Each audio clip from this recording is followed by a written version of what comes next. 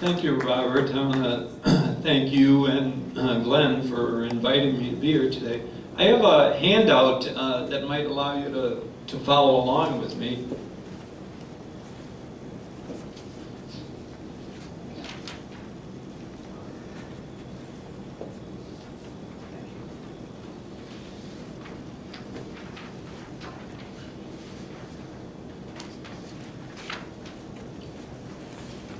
And there's two sides to this. I would like to start on the side that says insanity in Illinois. Tax the residents, give tax breaks to corporations.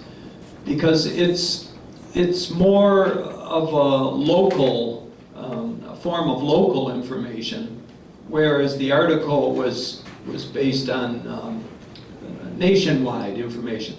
So referring to insanity in Illinois, you might already know a fair amount of this, but what I've been doing the last, yes, I have a doctorate in computer science, and my research was in cognitive science, the study of the brain, and how we think, and how we relate everyday life to, or how we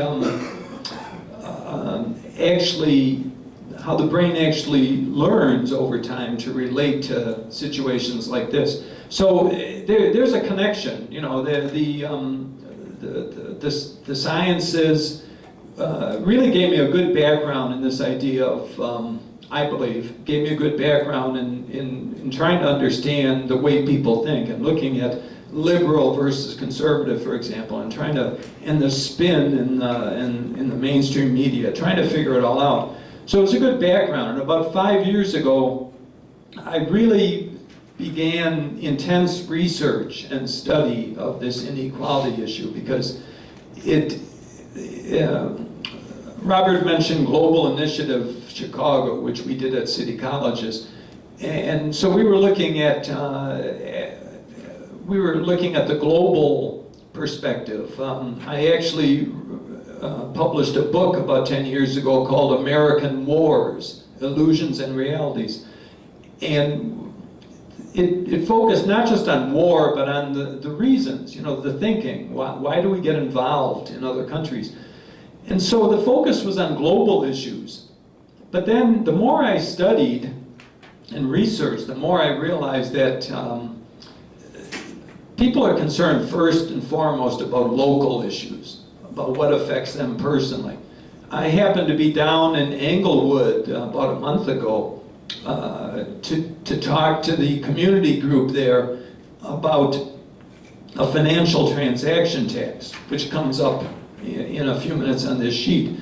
A very sensible tax, a tiny tax on financial transactions, stock purchases, because when a Chicago mother goes out to buy shoes for her kids, she pays 10% tax.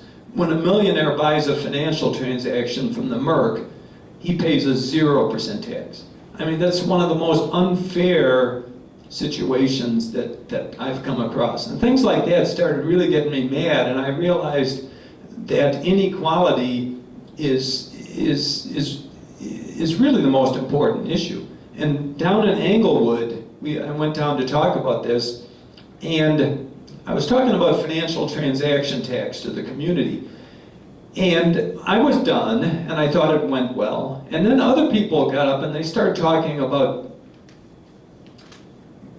their nephew getting shot in the street, or finding a place to sleep where it was safe for the night. You know, and I started thinking, wow, you know, the people are really naturally concerned about local issues, and that's really the important thing. So I really started changing my thinking.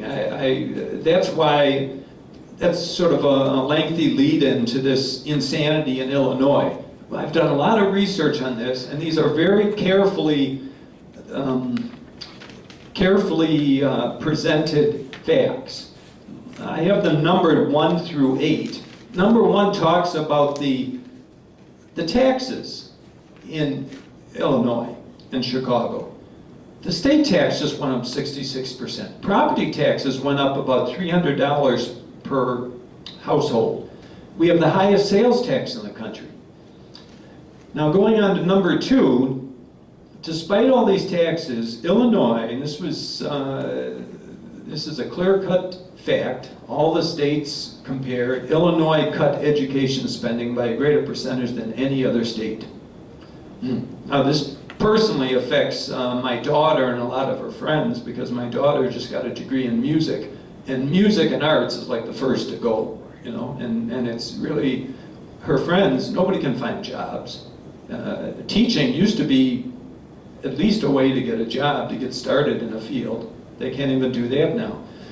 So moving on to number 3, thinking about all these tax increases and budget cuts, and this is something I'm sure you know about, we just gave almost $100 million a year in tax breaks to the Chicago Mercantile Exchange.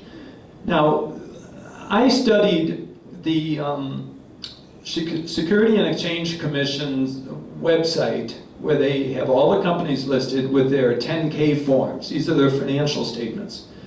And I took the 100 wealthiest companies in America, or the companies with the highest revenue, and the Chicago Mercantile Exchange has the highest profit margin of all these companies, which means for every dollar they earn in revenue, how much they take in profit is over 50%. They're an incredibly profitable company, and they turned around and they said to Illinois, oh, we pay too much in taxes. You know, you gotta give us a break or we're leaving. It was like holding the state hostage, you know, to get a tax break. That's basically what happened. Number 4, CME, Chicago Mercantile Exchange, claim taxes are too high. We went on and studied this. We studied, we used information from Citizens for Tax Justice, and Pay Up Now is one of the organizations that I founded. And we checked all the states, especially Midwest, because Chicago corporations are constantly saying, well, we're just going to move to Wisconsin or Indiana or Michigan where it's cheaper. But they're all approximately the same. Illinois collects, or Illinois companies only pay about 3% in state taxes over the last 3 years. And the rate is 7.5%. It just went up to like 9%, but it's been 7.5%, and corporations only pay 3%. Now, I might mention that we were talking earlier about how we get angry reading the Tribune. The CEO of Caterpillar, his name is, I forget, it's like a Swedish name, but he's in the Tribune a lot, saying that, hey, look, we pay too much in taxes. You know, you got to do something, or we're going to leave Illinois, and a lot of other companies are too. Caterpillar, now think of this, Illinois state tax rate is 7.5%. Caterpillar paid less than 1% in taxes. And this guy has the gall to get up there in the press, in the mainstream media, and say, hey, our tax rate is too high. Yes, their rate might be high, but how much do you actually pay? Less than 1%. So we carefully studied this. We found that Illinois is approximately pretty much in the middle. You know, companies around the country. Well, to put it in perspective, our research showed that federal taxes, the 100 richest companies, you know, the marginal top tax rate is 35%. Our research shows that they pay 12%, the average company. Now, there's been a lot of studies recently that show that a lot of companies pay 0% in taxes. But overall, it's about 12%. In states, the average tax rate is about 6 to 7%, and they pay less than 3%. So, you know, this whole idea about, oh, we got to cut. We're not only failing to get sufficient revenue as the tax rates have come down over the years, but they're not even paying their obligation, these companies. They are not meeting their obligation. That's very clear from the research. Okay, going on to number 5, I don't have anything highlighted there, but it's been pretty well discussed, at least in the progressive publications recently, that corporations are sitting on $2 trillion in cash. They're not spending it. They have the highest profits in history. A higher percentage of the GDP is in corporate profits than it's ever been in history. 80% of college graduates, I just had to include this because I couldn't believe it, but apparently it's accurate. 80% of college graduates are now moving back home with their parents. All right, moving on to number 6, I mentioned this, that the average American pays 7% just to go out and buy necessary household items like a pair of shoes for the kids. In Chicago, it's 10%. Millionaire investors pay 0 sales tax. Now, we have gone, Northwestern, my contacts at Northwestern recently published an article to this effect saying that we need a financial transaction tax. And they went out to some of the business organizations and the Chamber of Commerce to get feedback. And basically the response was, oh, it'll never happen. You know, that's ridiculous. Like they dismiss it as something that makes no sense. But if you look at this if you try to look at the big picture, financial transaction tax makes all the sense in the world. And I think it's one of the items that's picking up steam, and we hope to make a big issue out of this when the G8 comes to Chicago in May, that there's pretty much a worldwide demand growing for a financial transaction tax because it makes so much sense. They have one in England.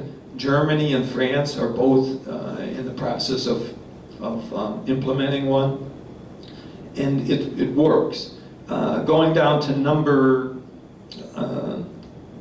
the end, number 8, just in Chicago, the Chicago Mercantile Exchange again, and the Board of Trade.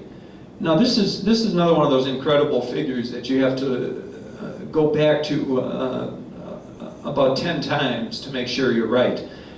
They process over $1 quadrillion per year in financial transactions.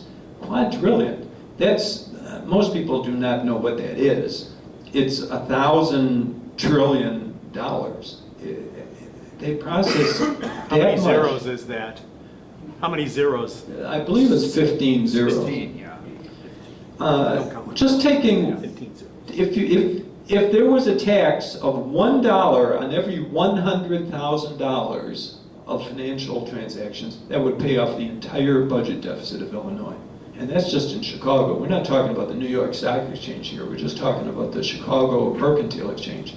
So it's just so sensible, and it's so obvious, but there's so much resistance. The financial industry is so powerful that they can pretty much dismiss it by saying, oh, it'll never happen. So it's very maddening. But those are pretty much the local issues. Before I flip over to the other side to talk about the article that has more of a national bent, are there any questions or comments? Yes? Yeah, when you say that the Illinois state tax rate, is that income tax rate or all taxes that are paid? That's the state income tax. Income tax. Yes. Can I interrupt for a second? Sure. Rather than do this, can we hold this until, because the microphone, we want to remember we're recording this. Oh, okay. You're not going to hear the questions from the audience. It'll sound muffled. Oh, so we okay. can do All this right. from the microphone at the end. Or people want to go to the microphone. Or you can go to the microphone now. You want to go to the microphone now? That's fine. Okay. Let's turn it. I think, thank you, little switch. Hi. I believe you mentioned something to the effect that during the G8 meetings, you're going to bring up the topic of a financial transaction tax. Sounds like a great idea to me. I'm wondering how you're going to do it. How are you going to implement it? What's your procedure for a public discussion or what have you in mind? Well, I pretty much do research and writing, and I intend to publish a couple pieces very soon addressing this issue and asking other progressive thinkers to pick up on this. Also, there's a lot of groups around the Chicago area, the Occupy group and the Illinois Power up in Rogers Park, and Stand for Chicago. There's a bunch of groups that I occasionally meet with, and we've been talking about this, and we hope to. Oh, and the nurses, National Nurses United, they have a big presence in the Chicago area, and they have probably been the main large group supporting this financial transaction tax. So hopefully by all these groups working together, we'll be able to make an issue of this. One of the criticisms of Occupy that you often hear, which I think is incorrect, is that Occupy doesn't have specific ideas for change, but I think they seem pretty obvious, the capital gains tax, financial transaction tax, the loopholes. It all comes down to the lost revenue because of this misbehavior at the top. So I think any reasonable thinking person would realize that any one of these would bring hundreds of billions of dollars back to our country, But in fairness, if specifics are needed, financial transaction tax is a good place to start. And we're talking about it now, and we're going to try to drum up interest in pushing this in May. Well, I've been instructed to repeat my question. Oh, okay. That you're in your first, number one, you're talking the Illinois state tax rate, you're talking about income tax? Yes. Okay. Yeah, it went up from 3% to 5%. And then the Chicago Mercantile Exchange, I'm really ignorant, I'm sorry. Businesses pay taxes on their profits? Is that, they're saying that their taxes are too high. They don't pay income taxes, they pay taxes on their profits, is that right? That's right. Their income tax is, their pre-tax profits, that's what the income tax is based on. But when it comes to financial transactions at the Mercantile Exchange, that's separate from profit. Those are just, there are some fees. Fees go to the Mercantile Exchange for transactions, but nothing is taken in the way of state taxes that come back to the people.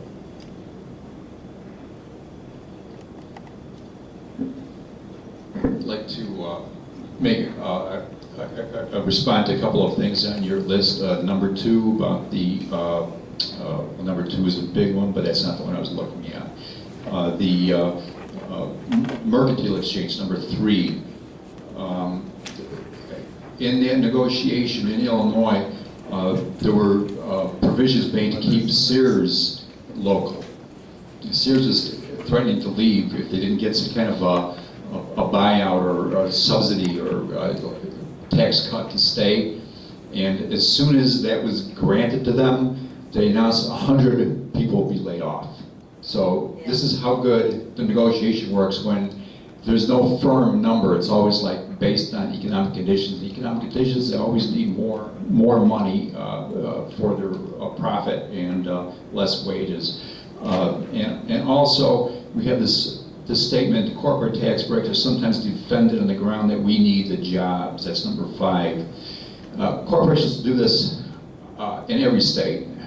There's the athletic teams do this, the White Sox do this, the Cubs do this.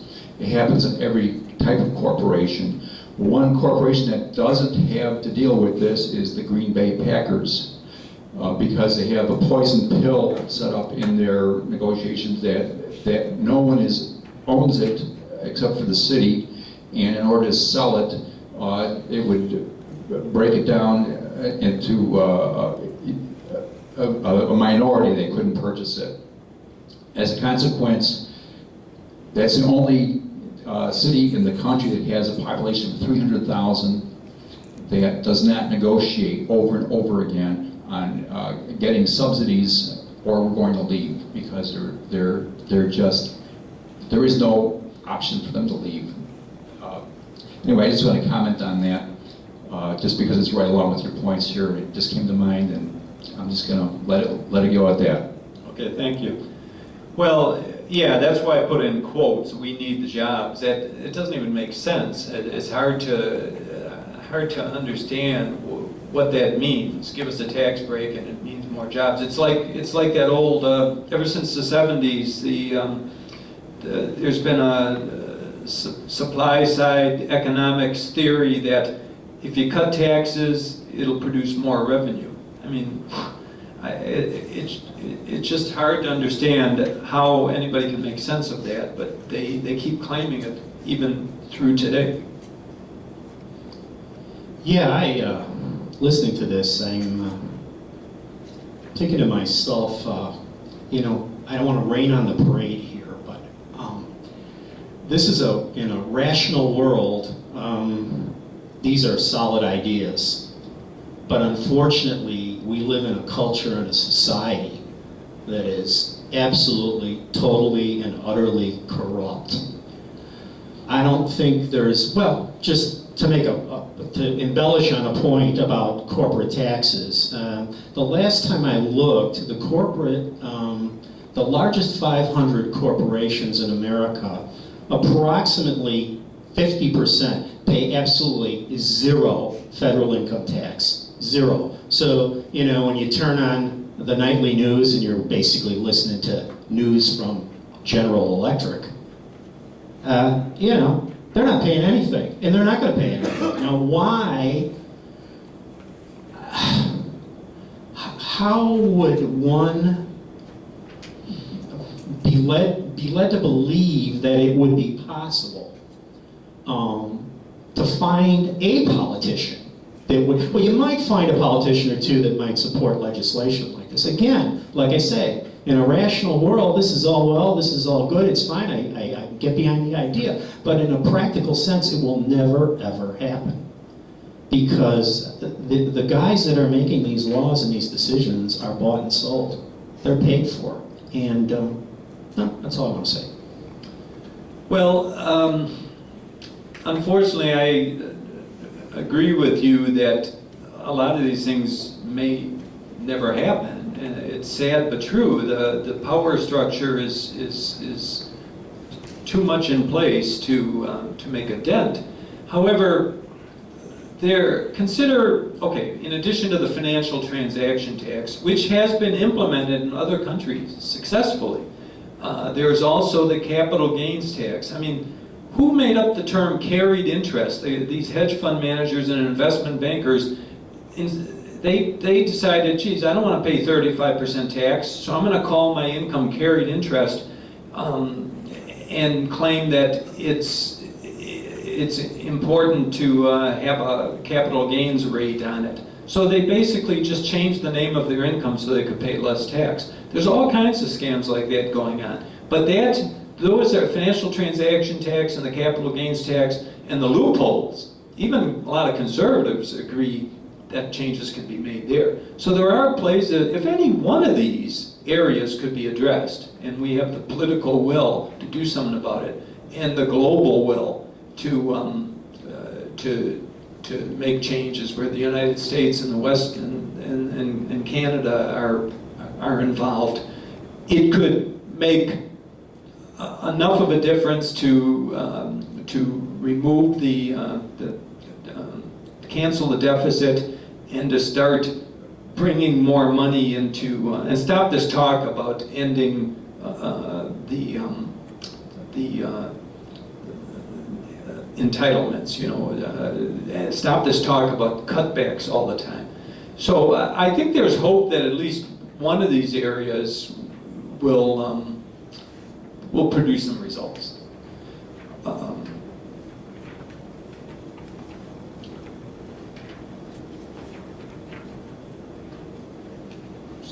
Thanks for the talk. It was really good. Paul, I was wondering if you heard of a recently published book called Treasure Islands by Nicholas Shaxson? No, I haven't. Well, he maintains in his book that there are trillions of dollars sitting in offshore banks. Trillions. One of the biggest firms is Apple, that has just hundreds of billions of dollars in these offshore banks in the Cayman Islands and in other places as well. But they're not bringing it home. They are right now fighting for a tax holiday. Instead of paying the regular tax rate, they want a tax holiday which would tax them at 5%. And I was just wondering if you had any comments. And I just have another question that's about, you know, our income tax in Illinois is a flat tax. And we not only have a flat tax there, but we have tremendous taxes on utilities. I look at my phone bill, I look at electric, I look at gas. We were paying a lot of excise taxes, municipal and all other kinds, that are certainly not progressive. They're regressive taxes in most cases, really hitting low-income people. Absolutely. Do you have any comments? Well, yes, I do, but I'd like to hold off on that because that's an important part of the second side of my sheet, talking about taxes. Basically, what it comes down to is that low-income people pay just about as much in taxes percent-wise as the richest people in the country.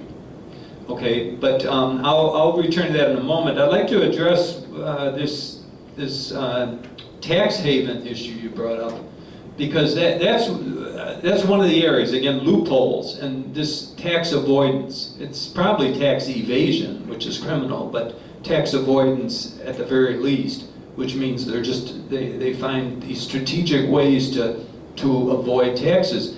And yes, it just so happened that I've been researching this, and I have some facts and figures here. The Citizens for Tax Justice said that out of the 280 most profitable U.S. companies, half of their profits are sheltered offshore. Half of their profits. Again, we're talking about hundreds of billions of dollars in lost tax money. Now get this one. There's a building in the Cayman Islands, a single building, that is now the home of almost 19,000 U.S. corporations. 19,000 corporations claim that that building is their home, so they don't have to pay taxes. I mean, some of this stuff is so ludicrous that it's like a Jay Leno type thing, you know, that you laugh at it, but if it weren't so sad, I think we would be laughing at it. The average, around the world, the average employee in corporations brings in a profit of $40,000. Okay, so think of that. The average employee around the world produces a $40,000 profit for their companies. In Bermuda and Cayman Islands, the tax havens, it's over $5 million. So it's just an incomprehensible difference in this idea of using tax havens, how they're taking tax money away from our country. And that's one of the areas that even conservatives often agree with, that, hey, we got to get rid of these loopholes, you know. I mean, at the very least, we should be doing that. I mean, people shouldn't, sure, the tax rates are too low, the lowest they've been in history. Since the Great Depression, corporations are paying less taxes to support our country than ever since the Great Depression. And that might not change, but at the very least, they should be paying what they owe. There shouldn't be all these companies that are paying zero taxes. I mean, it's, you know, and the ways they do that, they hire, it pays for them to spend a few $1 million to hire tax lawyers to find these loopholes, and then they defer a lot of it, and they use these strategies like backdating and changing the dates on stock options to make more money and to save taxes on old money. You know, it's like, it's basically, they are basically techniques that could be considered criminal, but the Security Exchange Commission has been so deregulated that it's like we're powerless to do anything about it. And that's maybe the saddest thing. At any rate, the other side of my sheet is about the article that was published about a month ago, Half of America in Poverty. And this addresses a couple of these issues. The one you brought up, sir, is coming up soon. But first, taxes. You hear this all the time from conservatives that, and you know, the Rush Limbaugh types and Glenn Beck, they say the richest people pay almost all the federal taxes. You know, we're carrying the ball for everybody else. Well, it's true that the richest 1% pay 37% of federal income taxes, with the last available information. But federal income taxes are a small part of the expenses for average Americans. As you mentioned, someone mentioned, the state taxes are extremely regressive, state and local taxes. The poorest 50% of America pay about 10% of their incomes in state and local taxes. The richest people pay about 5%. And then consider payroll tax, which caps out at like $110,000 or something. So the bottom half of America pay 9% of their incomes towards Social Security. The top 1% pays less than 2%. So moving down right to the middle of the page there, we've calculated this pretty carefully. Total taxes for the poorest 50% are 24% as compared to 29% for the richest 1%. So almost as much is paid in taxes by the lowest income people as by the highest income people. And that doesn't even consider these energy costs that somebody brought up. Going down a couple paragraphs, we've studied this pretty carefully. Energy costs take about 20% of low incomes. At the $50,000 income level, which is the median income, median household income, it's about 12%. But that's a significant amount. If you just simply add energy costs, utility costs to the tax bill, if you think of that as like a tax, as a necessary cost, that means the lowest income people are paying more than the highest income people. And we're not just talking about a few people here, we're talking about the lowest income people, we're talking about up to maybe 50 million US families paying higher taxes than the top 1%. It's just an incredible statistic, but it's true based on all the factual information we've been able to collect. And that does not include, in the middle of the page there, it does not even include food costs, which for low-income people is 10%. Of course, high-income people pay a tiny fraction of their incomes for food. And housing is about a quarter of living expenses, 27% for low-income people. Now, wealthy people, even with their mansions, it's much less than that. Transportation, health care, child care, and other expenses. Basically, the gist of this article is that if you take an average middle-class family, or what used to be middle class, now it's more like a little above low income, they pay in taxes, housing, food, energy, and miscellaneous up to 90% of their income. Very little is left over for entertainment or savings. You know, you can't even save money. And it's particularly galling when the conservative organizations like the Heritage Foundation and the Wall Street Journal and the Cato Institute, they actually come out and say that poor people are doing just fine, thank you. They have TVs, they have microwaves, a lot of them have cars. It's like, to me, it's a twisted argument because people might have a few household items that they feel necessary to live at least a comfortable life. And the conservative organizations are flipping it over on its head and saying, well, that proves they're doing just fine. You know, the facts prove they're not doing just fine. They're barely surviving with the wages and salaries that are being paid today, if they're fortunate enough to even have a job. So, questions? Yes. Since you started saying that you like to understand how the brain works, and what you just mentioned about this Wall Street Journal and others saying the people that are poor, they are having televisions and all that.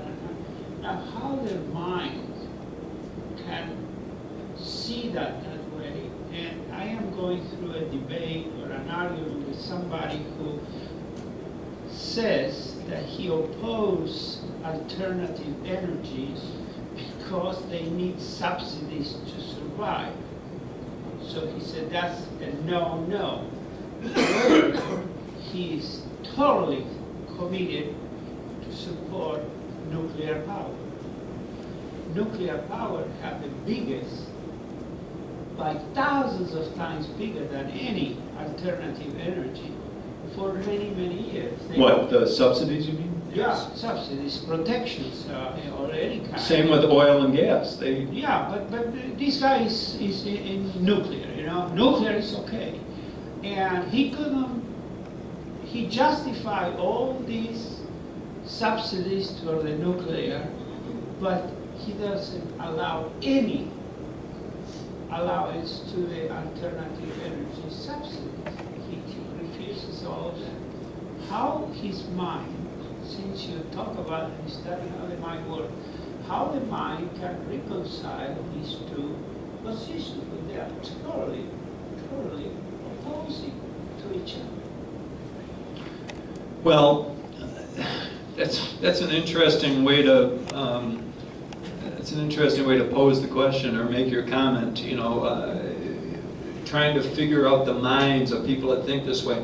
You know, there was a study done last month that it sounds a little presumptuous or arrogant for me to repeat this, but the study basically said that conservatives are not quite as smart as liberals.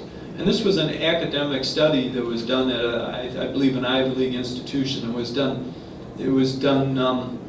with pretty careful research, you know, standard accepted academic research. But at any rate, so, you know, yeah, sometimes you have to wonder what people are thinking. But I think that I've noticed that, and again, it might be partly my own bias, but it seems that I communicate with a lot of conservatives. In fact, I learn a lot that way because we're always fighting back and forth through email and so forth. But I've noticed that they speak oftentimes with emotional arguments rather than factual arguments. You know, they don't really have the evidence to back up what they claim. And I ask for it all the time. And occasionally they go out and they cherry pick some study. Like, for example, that study a couple weeks ago that said that 20 scientists claim that global warming is exaggerated. Now, if you really study, it doesn't take much to go in and find out what's going on. These were 20, the heritage or the conservative organizations that funded this, they went out around the country to find 20 scientists who have had a history of being skeptics. But they totally ignored the many thousands of scientists, reputable scientists, who say, come on, global warming is the biggest issue we have right now. So they cherry-picked 20 and they excluded thousands, you know. So this is the kind of thinking that happens. They speak from emotion, and when it gets down to the facts, they come up deficient.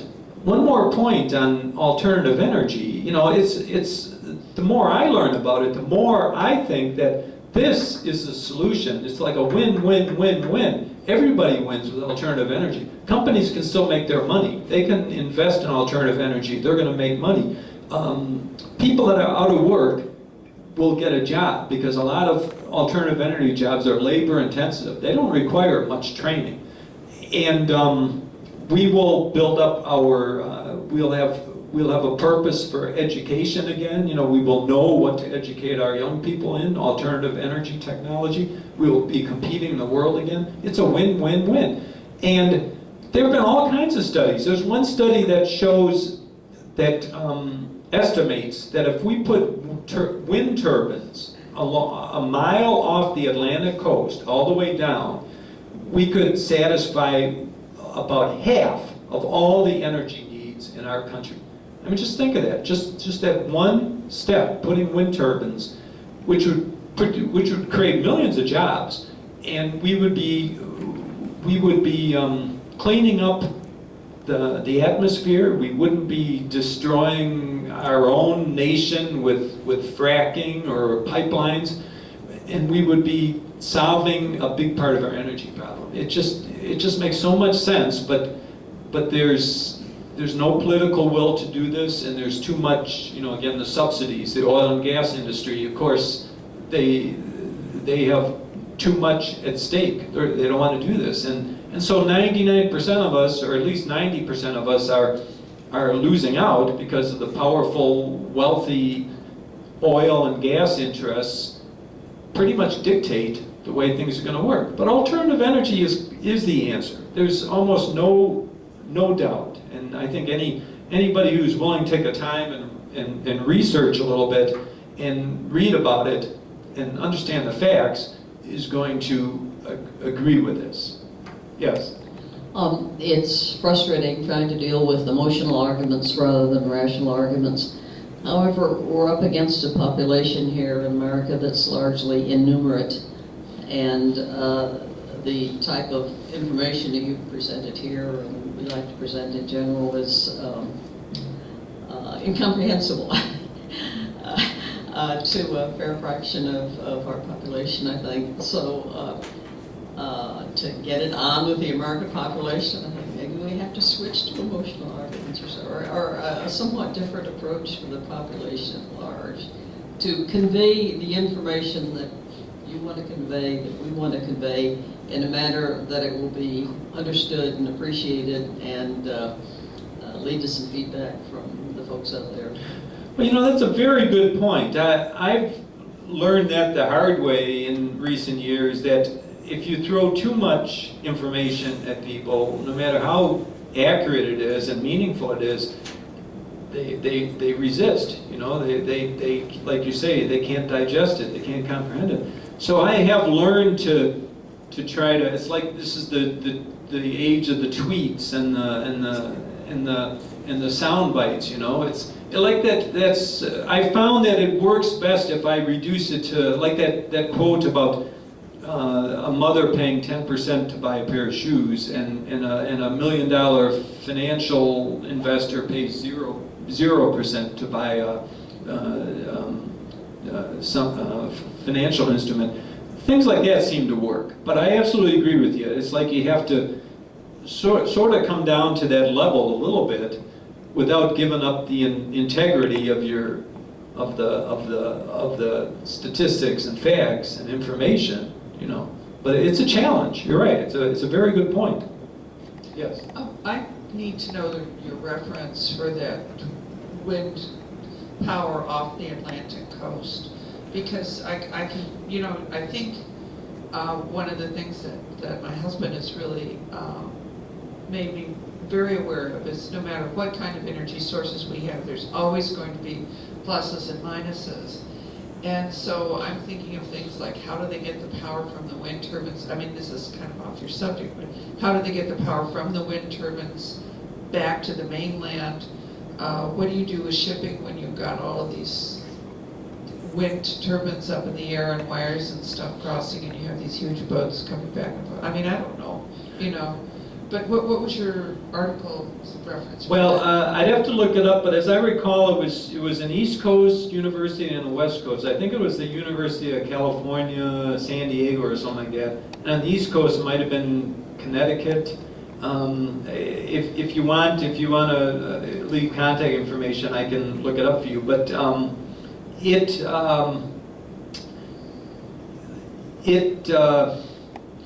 indicated that, as I recall, also mentioned that we would need to revamp our grid. But that's another part of this. The investing in alternative energy would spur development in infrastructure, which we're woefully lacking in these days. Our infrastructure, our electric grids around the country need revamping. And that's another area where alternative energy would allow us to build a better grid to take the energy from the wind turbines, however that's done, and transfer it to the rest of the country.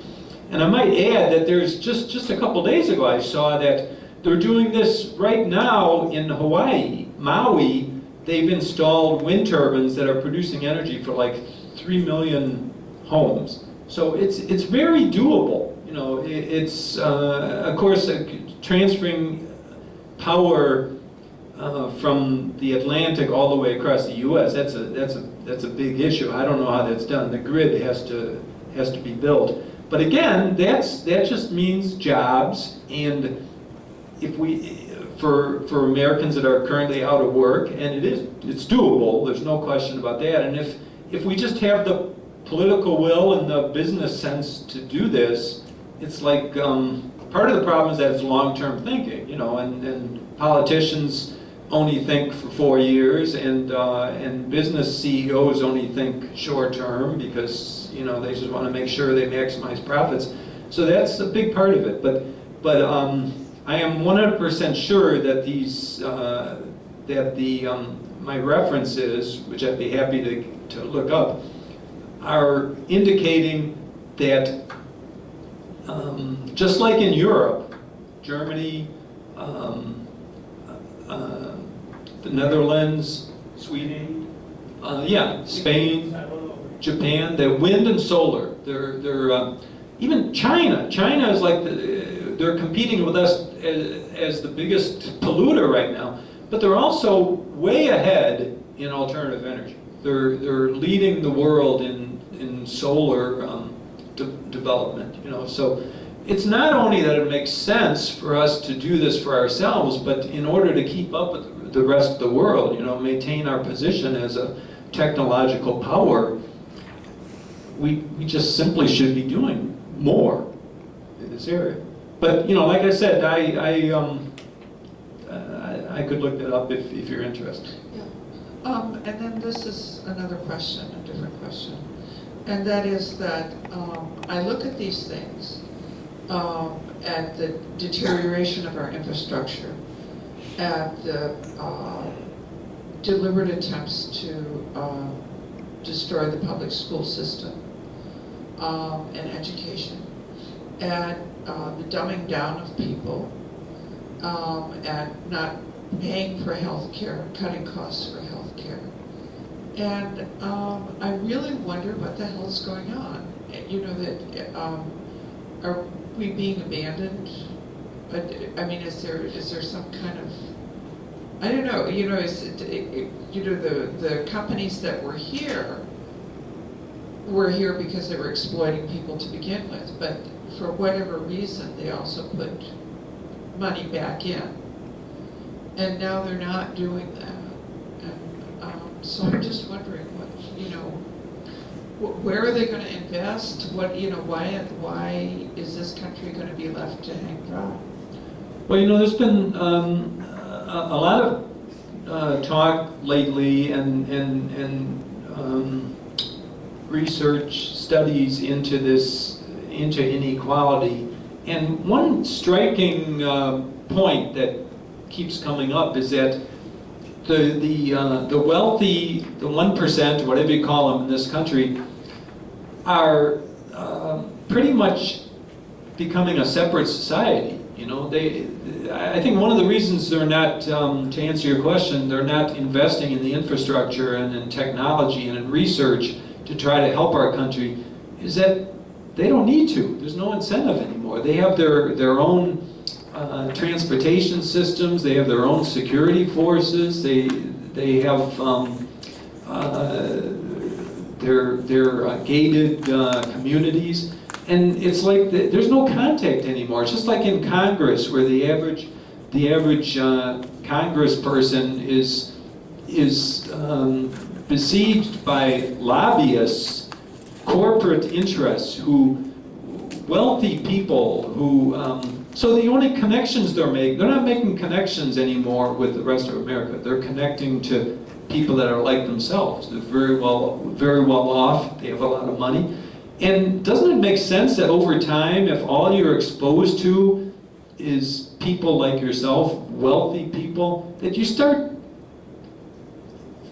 losing the ability to see the needs of other people? You continue to see to hear about the concerns of people like yourself, and after a while, everything else just sort of goes away. You know, it's now I'm not speaking from any facts or scientific studies on this one, but just in trying to mull over that question again of what's happening or what are people thinking, you can certainly see where people in Congress who are supposed to be representing us start to lose, just like the wealthy people are representing, they start to lose sight of the real problems. You know, the people the average person in this country, they just don't see it anymore. And I've heard that quite often. I think that is happening. The people at the top, it's like a second country right now. They're not part of us anymore. It's sad, but true. Yeah, this discussion's getting better by the minute. I just want to add a couple thoughts I had here listening to questions and comments. This is both on a macro and a micro level. So I'm going to approach this from both sides, if you will. What's going on here, number one? Well, I would argue that what we are witness to right now, is actually something that is unprecedented in modern history. And by that I mean we live in a society that, for lack of a better word or phrase, has essentially taken the population and just discarded us. I mean, we've been thrown under the bus. Absolutely right. We don't matter. They don't care. So what's to be done? Well, that's someone asked that question and wrote something about that some years back, and the short answer is what needs to be done. Now, coming at this from an individual level, I would argue that this is my belief, I could be wrong, but as far as the human condition goes, the problem there lies in the idea of essentially indifference. I mean, I think most people are so consumed with their own existence, which is problematic at best, because as you know, we've been talking here for an hour or more now, and I mean, we know, people, probably everybody in the room here knows of individuals who are in desperate shape, who may have been relatively well off not all that long ago. I mean, I certainly know. In fact, there are, a number of individuals that are no longer here that I know. And that's how bad it can get. People are taking their own lives. I mean, we are in a terrible situation. We are in a society in decay. I mean, there's no other way objectively looking at this by every measure, economic, sociological, or otherwise. This is a country, a society, if not a world, that's literally in decline.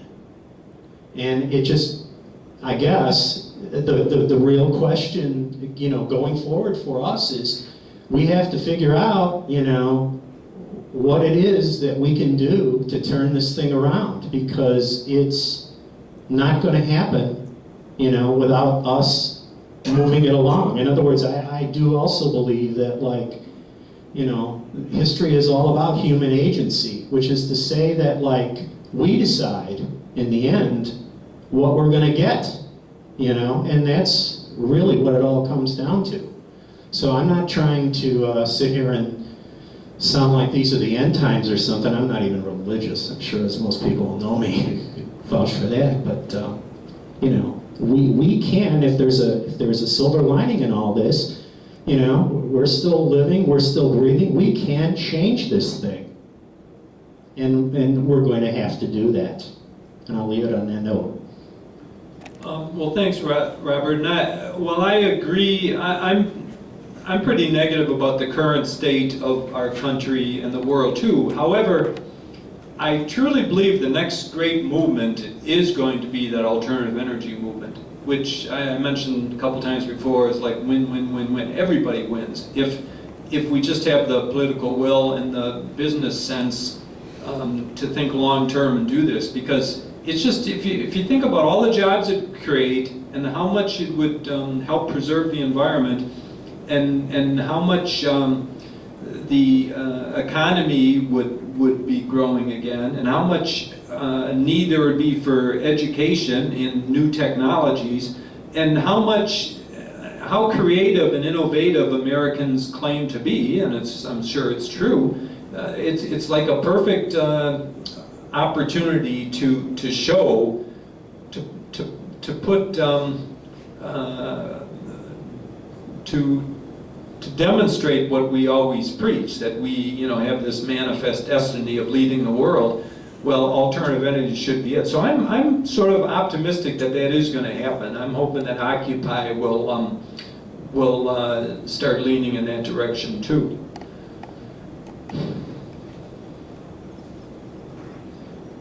I just want to comment on the state of mind of people and their non-involvement, and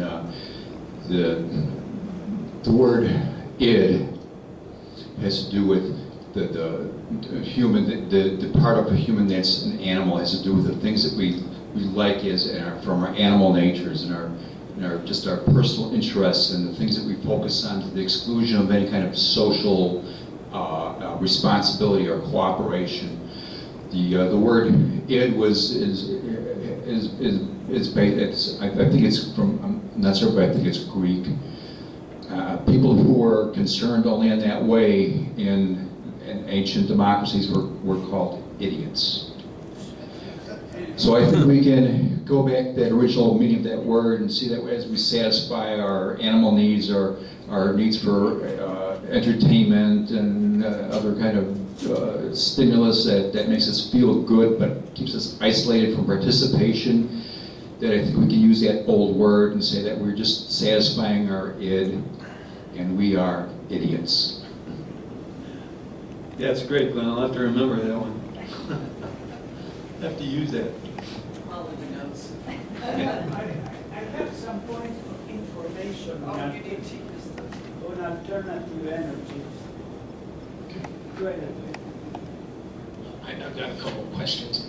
Number one, do you know of any studies done that have indicated that right-to-work legislation in a state has led to more jobs? I was in Indianapolis 2 weeks ago at the state capitol and at the Super Bowl, and there was a demonstration about right to work, and several of the speakers pointed out that there's no connection between right to work and an addition of jobs in a state. For example, Oklahoma in I think 2002 was the last state to pass right to work, and now Indiana.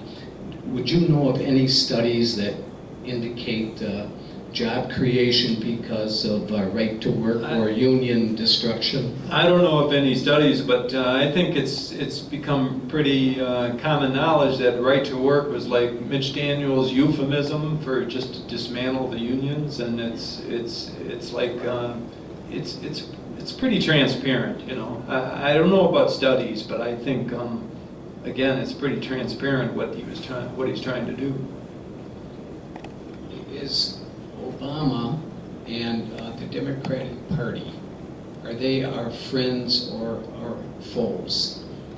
Well, like Robert and Glenn were saying before this session started, and I agree with them that it's almost like we have two conservative parties in this country. You know, there isn't that much difference. And then if you have a third party, a progressive party or an independent party, they just don't have the money. It's another. You know, we were talking earlier also about I got to cancel my subscription to the Tribune. The only reason I keep it is because my wife wants it. So I yeah, right. But they you know, they keep coming up with these statements that that just indicate you know. Well, basically, we were talking about how they don't show both sides. You know, it's the same thing with the Wall Street Journal and the Economist and the New York Post and so many publications in the mainstream media. You know, it's. I always thought I grew up believing that media was supposed to throw out the facts, throw out all sides for people to form opinions. But apparently, it's just not like that, and it's very very disheartening. You know, to come to that realization that we're being duped. Yes, Robin? Yeah, I can help you on that question.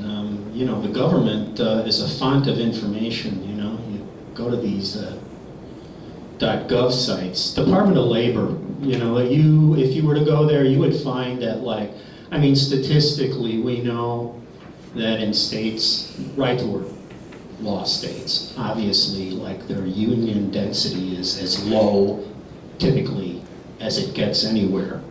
And consequently, the corollary there is that wages are lower as well. So, you know, you want to drive down wages, let's get rid of the unions. You know, that's been a strategy on the right for as long as I can remember.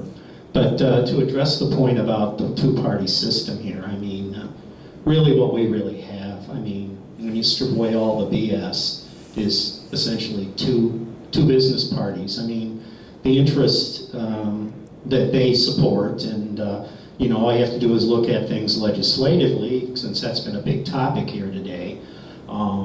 You know, they support the corporate interest.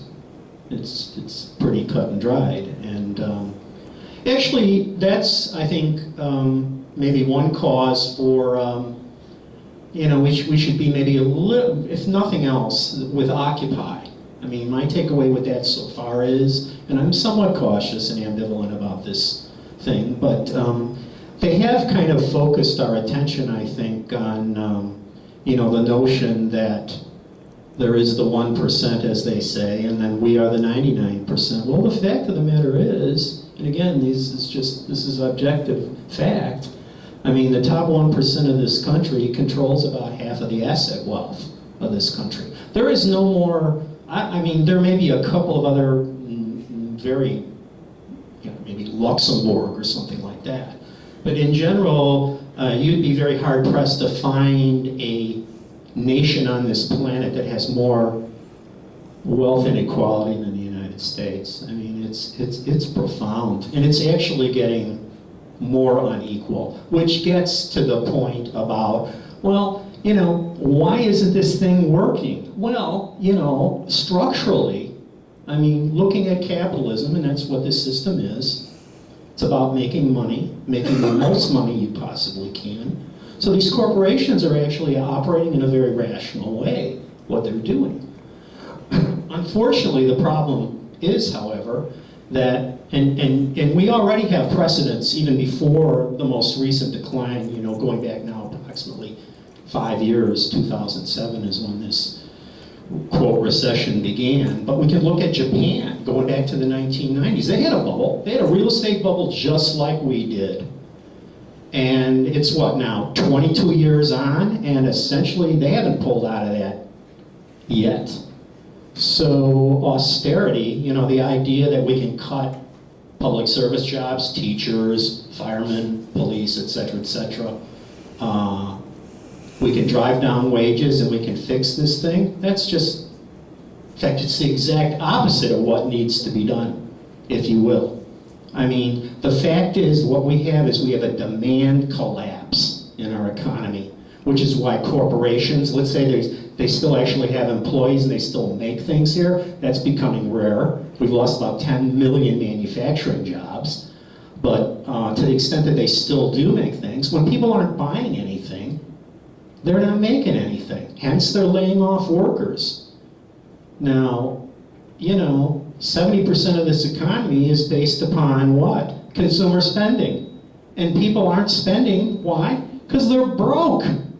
I mean, that's the fact of what's happening in this country and has been happening in this country now for some years. And sadly, that's exactly what happened in the Depression years. You know, we lost that middle-class consuming power.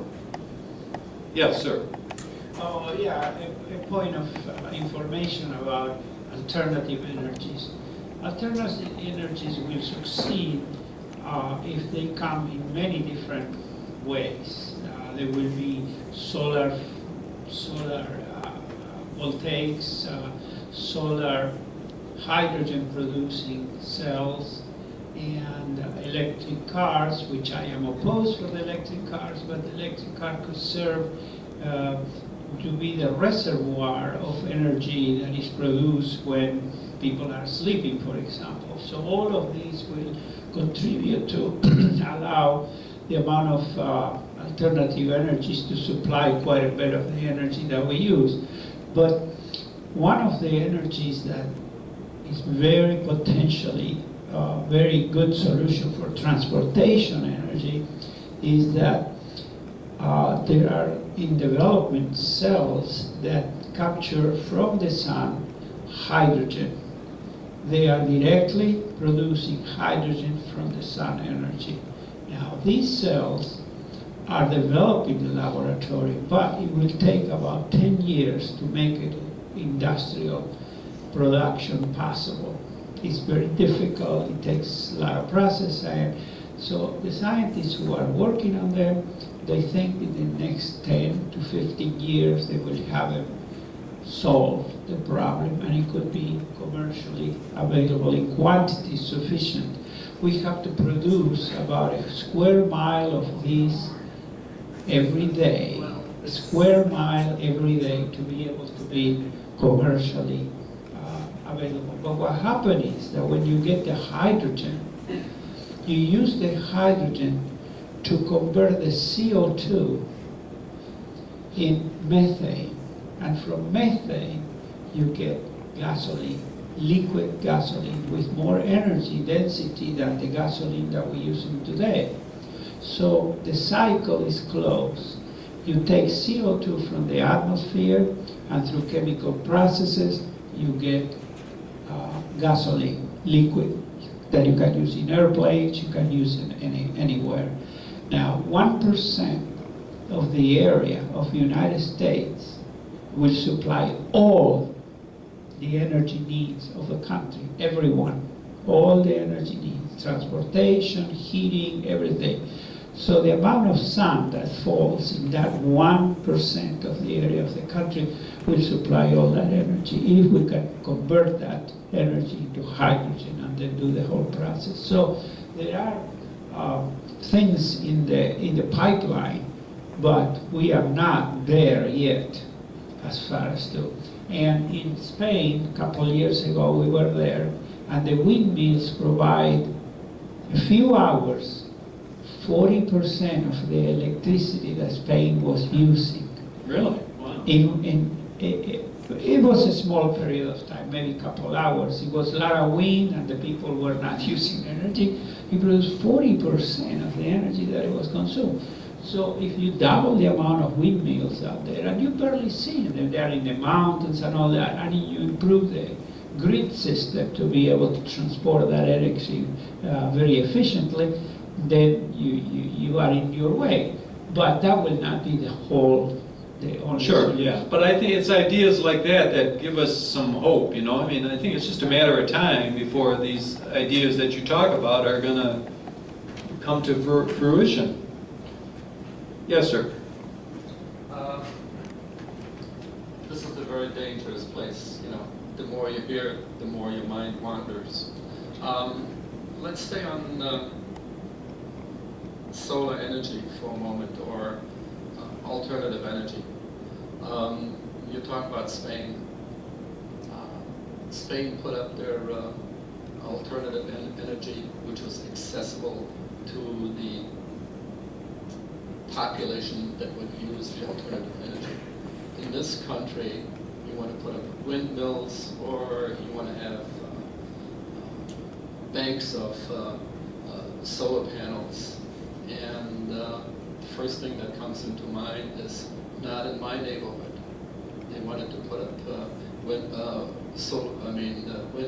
turbines along the East Coast, and my God, you know, I mean, you have these multi-million-dollar homes, and we don't want to obstruct our view of the ocean. You know, there was, I think, there was an investment in a solar grid. Was it Arizona, or I want to say Arizona? Maybe it was Texas. You know, and they started to build it. And then they realized that they couldn't get the power to the market, you know, because of the lack of the infrastructure. You know, similarly, you know, here, even in the state of Illinois, you know, we've got banks of wind turbines by Rockford, you know, that's sitting almost on top of the Byron nuclear plants. You know, Byron has a network, but the solar generated, I mean, the wind turbine generated electricity can't get to the market. You know, so it's the politicians that control, it's the political will of the people that controls the infrastructure, even if industry is prepared to build it, to erect it. You know, we're talking about solar panels. 20, 30 years ago, there was a significant amount of research and construction, you know, development, manufacturing of solar panels. And then, you know, Arco, SolarX, they couldn't find enough, should they, takers, you know, of the solar panels. So they, because it couldn't compete, or it wouldn't compete with oil, which was then cheaper and is still cheaper in many cases. I mean, that's the argument, you know, it's going to cost us too much while we have this cheap oil, you know, which we're subsidizing through our tax structure. So the solar panels were sold to manufacturers in China. You know, China is making use of them there. You know, now all of a sudden we're talking about this, well, China is the culprit. Well, we sold them the energy. I mean, we sold them the technology, you know, and it's costing us more to bring that technology back to this country because the global cost of transportation has changed. You know, so all of these are intertwining elements that aren't adequately discussed. They're only discussed myopically, you know, in singular terms, you know, whereas, you know, we have to look at it more widely. And just a brief thing about job creation.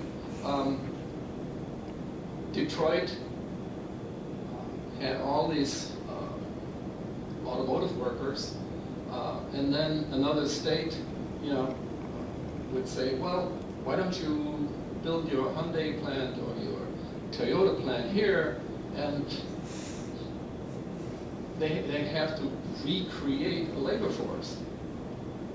While Detroit, or the politicians that changed, migrated the labor force or migrated the jobs, you know, weren't held accountable. I mean, you know, so it's, you know, issues like this, which are, the destruction of much of this is lack of mobility, lack of insight, but long-term insight, and I think states' rights to some degree, Well, you bring up some good points, and on your first point, yes, it would take a coordinated effort. Alternative energy has a lot of components, and it would take a long-term coordinated effort to make it work, but it's doable. All the parts are in place, they just have to be brought together. And on the idea of the like jobs in Michigan, all the auto workers, that's another argument for alternative energy. A lot of the construction of components for wind turbines could be you could take automobile factories and pretty much convert them into factories for alternative energy components, as I understand it. It's like, just with a little thought and a little bit of that coordination that you were suggesting, it's doable if we just had the political will and the business sense to move forward. And I think it's just a matter of time, I'm hoping. Yes. I'm back again. This is anecdotal, but interestingly enough, Tony over here and I, we were at the U.S. Social Forum, not last summer, summer before last, 2010. And if you haven't been to Detroit recently, I would highly recommend paying it a visit, because you want to talk about a city dying, this has got to be it. When I was a boy, my dad's little brother lived in the Detroit suburbs, and we used to go there quite often. I mean, I remember it as a vibrant city. I believe it was fourth in population at one time, almost 2.5 million people. Like I say, a year and a half ago, it was south of 1 million. I think it was even south of 900,000 and going down. I mean, you drive for blocks, and there's just nothing but prairie. I mean, it's like reverting to nature. It's the craziest thing you've ever seen. You're in an urban setting, and it's, it's going back to prairie grass. But I was going to talk about alternative energy too, because I can't let that one go. Last fall, took a trip out west, car trip. Normally, like most people, I get in a plane, I never see anything. It's up, down, boom, You got to ride around sometime. You really get to see a few things, and we're talking about wind energy. I mean, you go to western Iowa, and you drive for miles. There's hundreds, if not thousands, of wind turbines in places out there. Wyoming, again, there's nobody living around there, because if you get outside underneath one of these things, you'll listen to it, it would drive you mad after a couple hours, because the sound is really kind of eerie. I mean, these blades are like, my God, they look like they're 150 feet long. These things are sitting like 15 stories tall out in the middle of nowhere. But, somebody must be making money off of this. I mean, they're there, they're operative. Again, how do you transport this stuff? How far can you move it? I mean, I'm not a scientist. I don't know anything about this. I'm not an engineer. But, in fact, go down I-65 over here in our little sister state, talking about the governor of Indiana. Wow, they got a few wind turbines down there. Again, where it's flat. They got a lot of wind. I mean, these are all over the country in places where it's appropriate. In other words, where they can actually operate with them. So, I think there's no shortage of people who own land who would like to make a little money with a wind turbine installed on their property. So I don't think that's too much of an issue. I mean, that's without question. I think that's a safer energy source than when we talk about nuke or, Oh, everybody's absolutely. like, what do you do with this stuff? It's got a half-life of 1 billion years. Again, I'm being facetious, but you know what I'm saying. 4.5 billion. So, with the solar, with, I mean, what I've heard, I mean, the wrap on all this is, of course, setting aside now the economics, that it's not, quote, profitable, so the capitalists can't make a lot of money with it. I mean, the issue is, how much of it would you actually need to replace what we now use, with fossil fuel and stuff like that? And again, I'm no expert on this, but the like I say, the position that's taken by the other side is that, like, hey, it's just you're never going to be able to get there from here. But I don't know. So maybe you want to add to that? Well, I think, back in the days of before the moonshot, when Russia was the first one to send put somebody in orbit, Sputnik, yeah, and all of a sudden the United States said, "Wow, we're way behind. We can't let that happen." And then there was like a 10 to 20 year crusade to put a man on the moon, prove we were the best. I think the same thing's going to happen with alternative energy, that China is going to come up with some remarkable technology to solve their energy problems, and all of a sudden it'll wake up America. And we will say, we can't let them beat us. So it'll be like the second moonshot. That's what I'm hoping. Yeah. Brief comment. I was listening to Science Friday,